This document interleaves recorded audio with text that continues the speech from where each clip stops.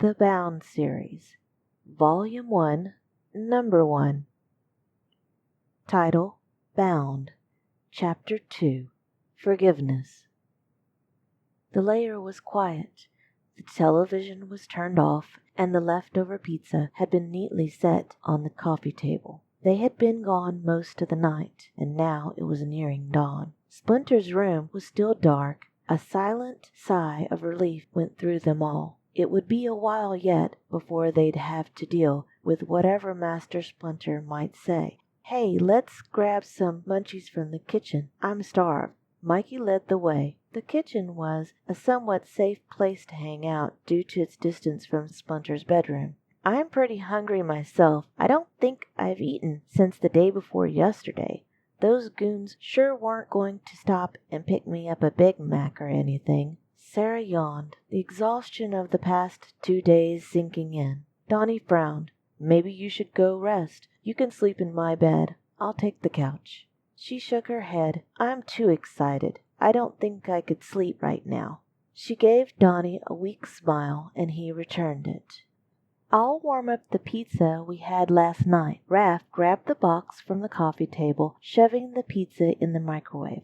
They all talked for a while. Sarah told them of her life in Oregon and how boring it had been most of the time. The Turtles took turns catching her up to date on their very busy life in the big city. They told her about Shredder, Krang, Rocksteady, Bebop, Leatherhead, and the Punk Frogs, and of course their friendship with April. They were all so wrapped up in their storytelling that no one noticed Splinter until he cleared his throat. All eyes turned to him. Sarah slumped slightly in her chair, hiding a little behind Donnie's shoulder. The sudden uncomfortable emotions welling from her made him go stiff, and a need to defend her grew inside. "Master, you remember Sarah." "Indeed I do," the old rat began, eyeing the young woman.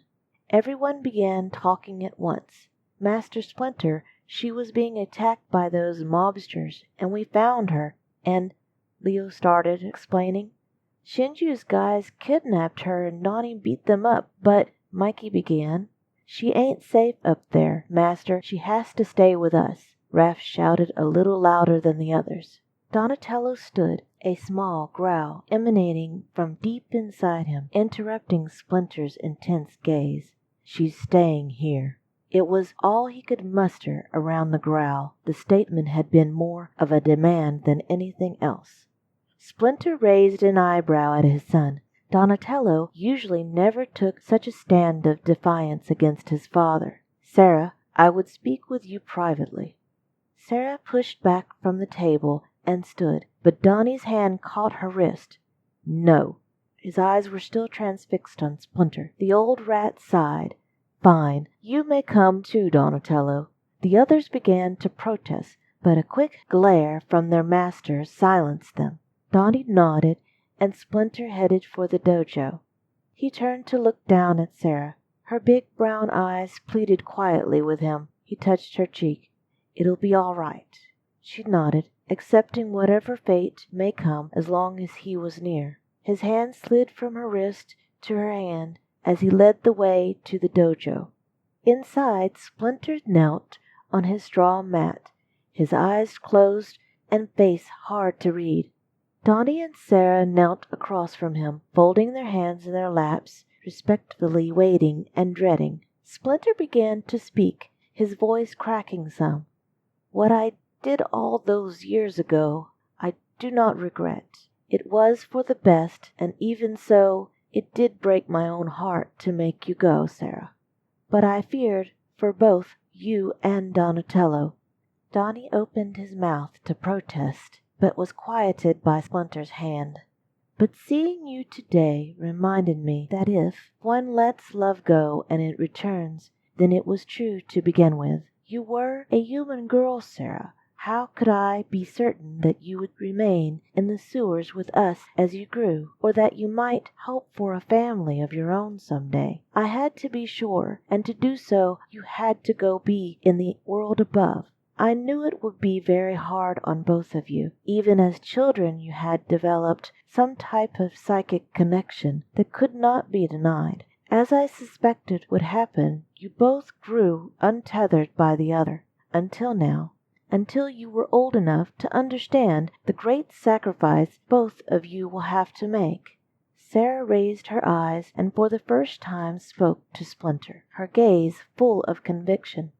There is no sacrifice here, Master Splinter, only reality. Fate has brought me back to nearly the same place that you found me all those years ago, and our bond is what saved me. There is nothing in me but love and joy and gratitude. There is no room for regret or resentment. A smile slowly crept over Splinter's lips. Sarah's response was to throw her arms around the old rat's neck. I've missed you too, Master Splinter. Donnie sat quietly examining his hands. He hadn't understood as a child, but now as an adult he understood what Splinter had done. He understood it was done to protect their hearts, both of them. It had been done with the knowledge that his own son might despise him for it.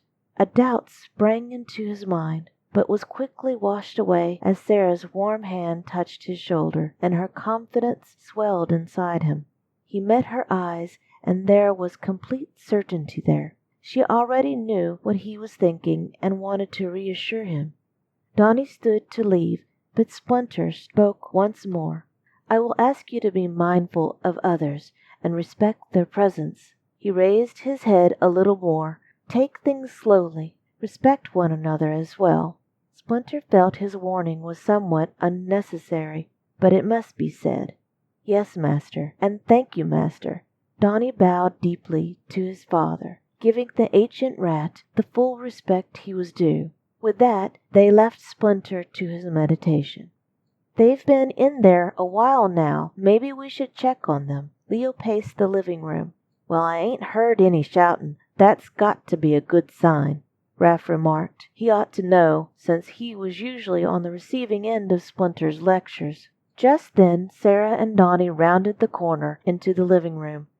Everything's okay, guys. Splinter is letting me stay. He didn't even put up a fight, Sarah said, a smile creeping across her face, followed by a long yawn. Donnie slipped an arm around her waist.